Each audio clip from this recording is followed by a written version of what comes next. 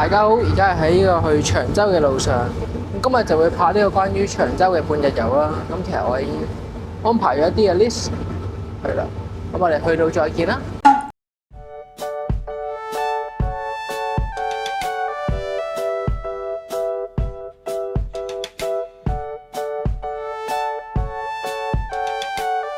首先到步第一件事，當然去食長洲大魚蛋。上網研究完，好似呢間時來食坊唔錯，所以就揀咗呢間。唔係都 OK 啊，係一個好滿足嘅魚蛋。佢啲汁都入唔到去，I mean，應該係啲魚蛋淋撚晒咁樣先好食噶嘛。唔係即係佢啲汁要煮到佢係入晒去咁樣。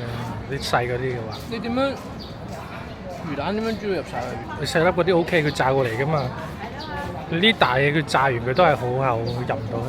好，由於條撚樣，我啱啱嗰間冇乜特別，而家好多人排隊，所以買多串試下。咁呢個脆啲喎。所以上網介紹嘅嘢唔可信。咁有冇入味啲啊？唔知呢個麻辣定點，覺得呢個好食啲。仆街啦！上網瀨晒嘢。咁我哋最後 total 就食咗兩間嘅大魚蛋啦，分別係第一間嘅時來食坊同埋第二間嘅東源。喺時來食坊食嘅呢係咖喱味嚟嘅，佢嘅口感比較軟身同埋彈牙。而喺東源我哋食嘅呢就係麻辣，所以食起嚟就比較野味啦。魚蛋係爽口同埋脆身嘅。其實我個人覺得兩間都好食嘅，各有特色咯。咁到時候睇翻大家中意脆身爽口啲嘅魚蛋啦，定係中意腍身少少嘅魚蛋啦。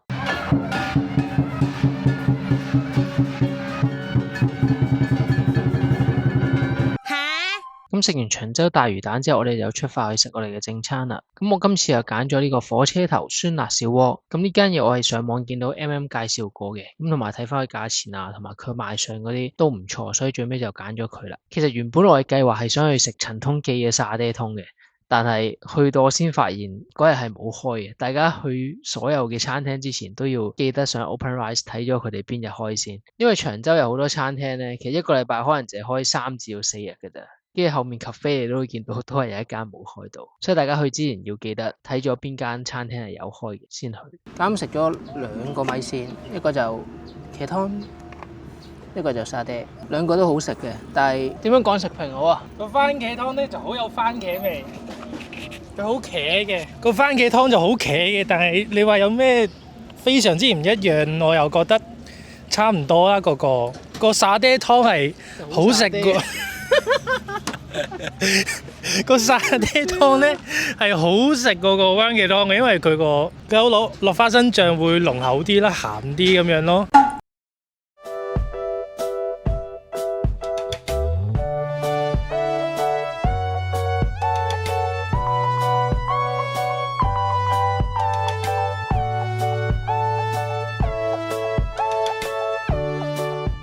咁順住啱啱嗰條路行啦，頂本身就可以沿住海嚟行啫嘛，點知俾佢封住晒，有啲可惜。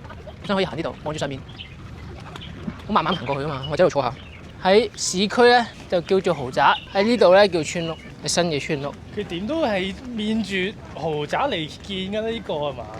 咁撚多窗喎，咁撚多窗代表佢冇錢買石屎啫。真正有錢嘅係落地玻璃嚟噶嘛，佢分咗2個玻璃。都係佢分2個。唔係佢抗風啊應該。我求其老作嘅啫算啦。咁我哋一行到嚟呢個西灣呢度，行到過嚟呢度，上網啲人話要1個鐘，其實使鬼咩？20分鐘，係咪20分鐘啊？2點到開始行，20分鐘都到啦。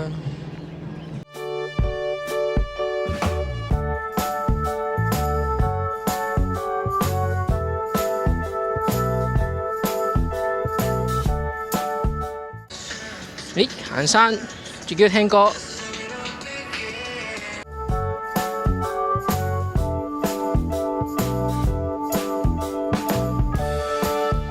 好，大家要注意啊！唔知睇唔睇到？好啦，咁如果大家正常嚟的話呢，就呢度落去就係噶啦。但我哋嘅團有牛底，所以冇計啦，唯有折返。屌你老母個 vlog 變緊咗獵奇 vlog 嘅點解？獵奇 vlog 會死噶，部相機會死噶，唔係我會死。哇！我個張簿仔凍100倍喎。哇！認真呢，去個海岸打卡位此山是我開，此路是我栽。喺上面落嚟，幾正喎！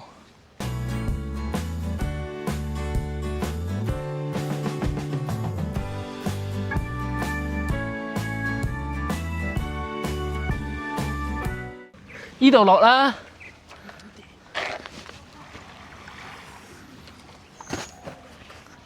哎呀！信呢成箱唔濕啊！我啱啱喺度落過，大家望下呢個位，大家望下呢個位，望下呢個位，方圓百里上去嘅方法，淨係得呢條繩啊，仲唔係呢條繩？耶！屌你呢條擒上嚟咪得咯！我真係啱啱先見到啊！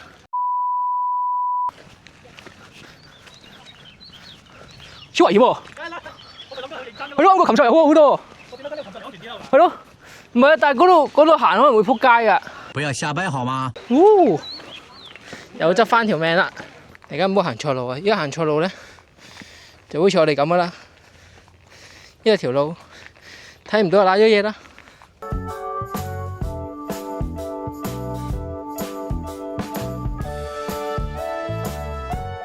誒，大家睇唔睇到？呢度有條路嘅，咁呢條路咧就其實係呢條路嚟嘅。咁如果大家想行捷徑咧，就順住呢條路行。咁如果唔行捷徑嘅話咧，我哋就要跟住呢度繼續行落去啦。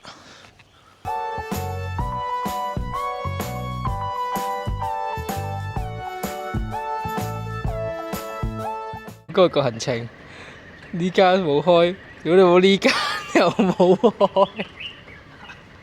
我屌呢間冇開啊！你可以喺度坐，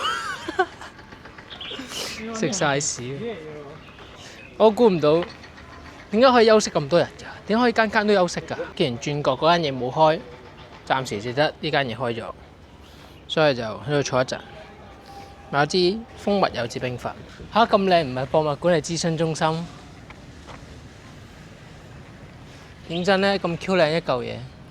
咁我哋行完呢個蒲魚灣之後咧，就翻去長洲中心啲嘅位置啦，跟住去埋睇呢個海灘，同埋睇呢個嘅北帝廟。咁喺途中我哋經過見到一間 cafe 啦，行完有啲少少肚餓啦，咁同埋想個地方坐低飲下嘢，咁就去咗呢間叫做閒聊。咁我就叫咗 long bag 同埋炸魷魚圈啦，佢叫咗特濃朱古力同埋呢個焦糖泡芙蛋糕啊。咁佢嗰個咧就瀨晒嘢嘅，佢叫嗰個咧就係特濃朱古力加焦糖泡芙啦。咁大家睇個名都知道係甜上加甜啦。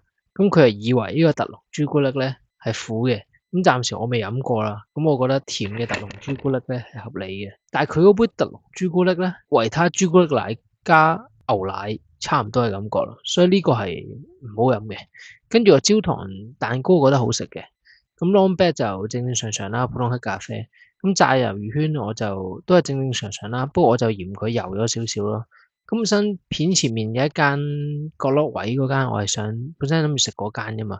咁如果大家嚟到嘅時候，我個人覺得嗰一間嘅景會好少少嘅，再嚟其次先係再揀呢間咯。因為其實我行完即係都叫行咗大半個長洲啦，暫時見就得呢兩間個裝修比較好睇少少。咁大家如果去嘅時候，張保仔洞入口嗰一間有開咧，就去咗嗰間先，應該嗰間比較好啲嘅。嗰間冇開嘅話咧，想揾間靚少少嘅咧，就可以嚟呢間坐啦。因為呢邊個環境我覺得都 OK 嘅，同埋冷氣啊嗰啲都足。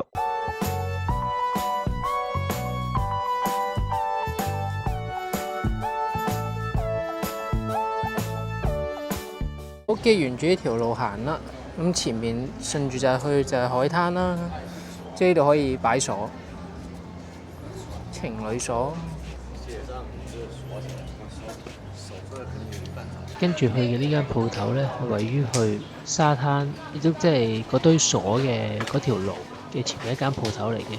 咁呢間鋪我入到去見佢主要都係買一啲香港 local 少少嘅產品咯，即係大家可以喺片裏面見到一啲嘅本地少少嘅客製化嘅磁石啊，有啲新界九龍嘅磁石啊，同埋一啲香港特色少少嘅嘢咯。咁睇嘅過程其實幾心動嘅，同埋個價即係都唔算話特別貴咯。咁你正正常常，你當你去日本啦，咁你買粒咁嘅磁石都要呢個價啦。咁40幾蚊我覺得合理嘅，只不過個心態未去到去日本咁輕鬆，所以最尾都冇買到。大家如果去的話，行過可以睇睇，真係幾得意啊！裏面啲嘢。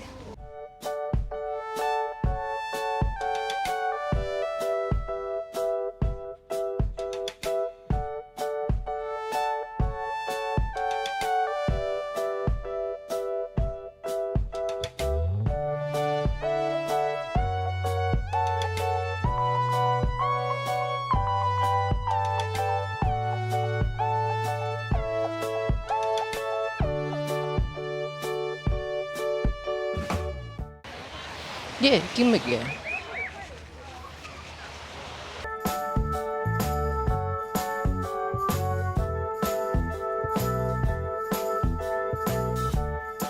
好，咁最尾我哋就去到最後嘅行程北帝廟啦。咁我見佢道門好似冇開到，同埋已經6點幾啦。咁我哋都唔打算入去啦。咁就望一望，咁就決定走啦。喂，嗰邊好似有隻狗喺張凳度。你有冇過去攻擊佢啊？好，咁今日條片就去到咁多。咁如果大家鍾意睇更加多嘅搬日遊系列，就歡迎訂閱咯。咁我哋下條片再見啦，拜拜。